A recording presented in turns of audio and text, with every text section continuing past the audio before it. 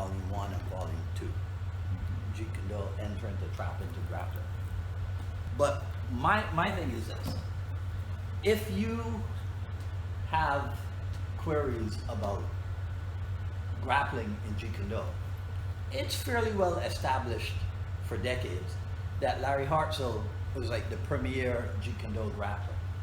You have a grappling resource. So I am not sure how many people are aware of this. It might be out of print, and maybe that's why, right? But I'm not sure. The thing is, when you look in here, if you look, can you see this? If I go like that? Yes. Okay, right? So, if you look at all this stuff, right?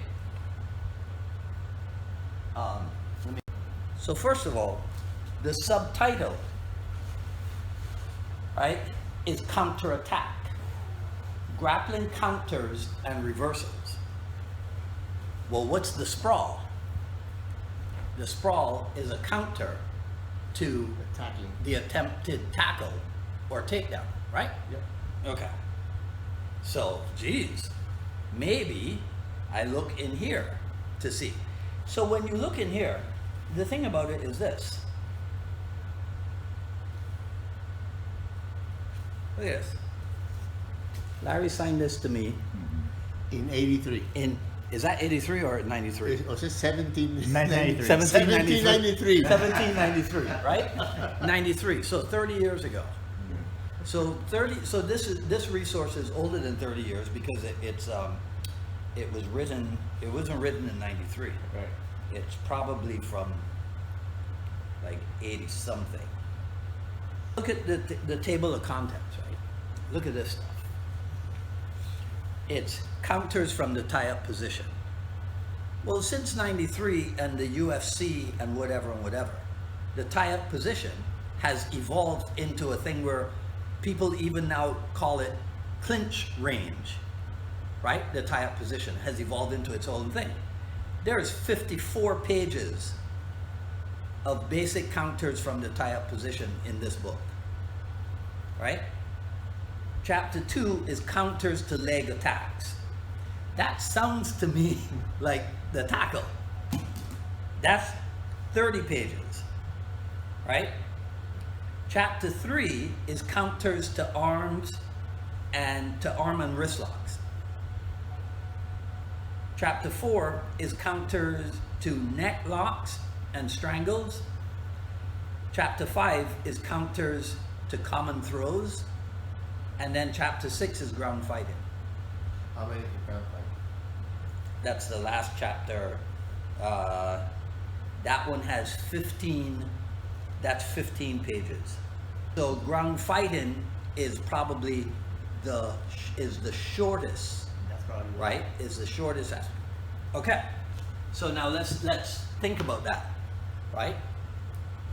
Like you just said, that's more BJJ. But we're talking Jeet Kune Do, not BJJ. So why do I want to be on the ground with this guy locking? Why do I want to be heel hooking, right, on the ground? What do I get from a heel hook? What do I get from him? a submission. A submission.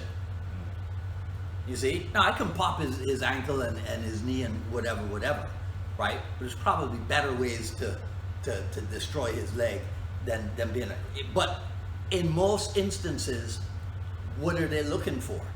They're looking for a submission because we're talking about the sport aspect, but we're talking Jeet Kune Do.